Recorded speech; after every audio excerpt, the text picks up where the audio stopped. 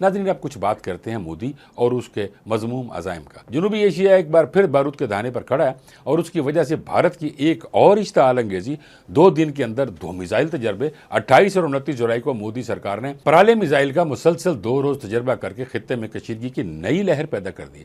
ये तजर्बे भारतीय रियासत ओडिशा के साहिल पर वाक़या डॉक्टर APJ अब्दुल कलाम जजीरे से किए गए। राले मिसाइल एक टैक्टिकल कलील फासले तक मार करने वाला बैलिस्टिक मिसाइल है जिसकी रेंज 150 से 500 किलोमीटर तक है। ये मिसाइल ठोस ईंधन से चलता है, जिसका मतलब है कि यह निहायत तेजी से फायर के लिए तैयार किया जा सकता है।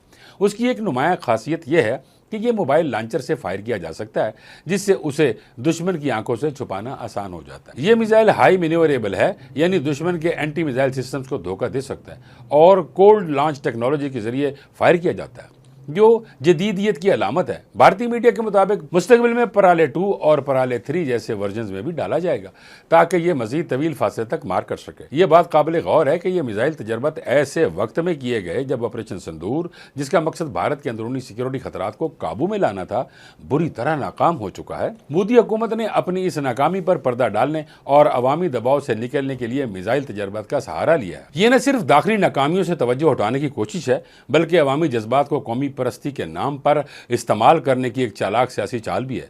मोदी सरकार फौजी ताकत की नुमाइश से सियासी फायदा हासिल करना चाहती है, जबकि हकीकत यह है कि उस किस्म की जंगी मुहिम जोई न सिर्फ गैर जिम्मेदाराना है बल्कि खित्ते के अमन के लिए एक संजीदा खतरा भी है। नाज़रीन, अब बात करते हैं कि पाकिस्तान इस इश्तिआल अंगेज़ी का जवाब कैसे दे। पाकिस्तान के पास मौजूद जदीद नसर हतफ 9 टैक्टिकल मिसाइल सिस्टम भारत के पराले मिसाइल का मुंह तोड़ जवाब है। नसर मिसाइल की रेंज 70 से 130 किलोमीटर तक है, लेकिन इसकी असल ताकत उसकी कम वक्त में लॉन्चिंग, इंतहाई मोबिलिटी और जोहरी वॉरहेड ले जाने की सलाहियत है। नसर missile short range ballistic missile है जो पाकिस्तान की फुल स्पेक्ट्रम डिटरेंस हुकूमत अमली का मरकजी हिस्सा है। इसका इस्तेमाल भारत की कोल्ड स्टार्ट डॉक्ट्राइन के खिलाफ किया जाना है, यानी अगर भारत छोटे पैमाने पर पाकिस्तान पर हमला करे तो नसर फौरी तौर पर जवाबी कार्रवाई कर सकता है। यह मिसाइल ट्रक माउंटेड प्लेटफॉर्म से फायर किया जा सकता है, यानी यह मुसलसल अपनी जगह बदलता रहता है और दुश्मन के रडार के लिए पकड़ना मुश्किल हो जाता है। नसर मिसाइल का जौहरी वॉरहेड कैरी करने की सलाहियत और हाई प्रेसिजन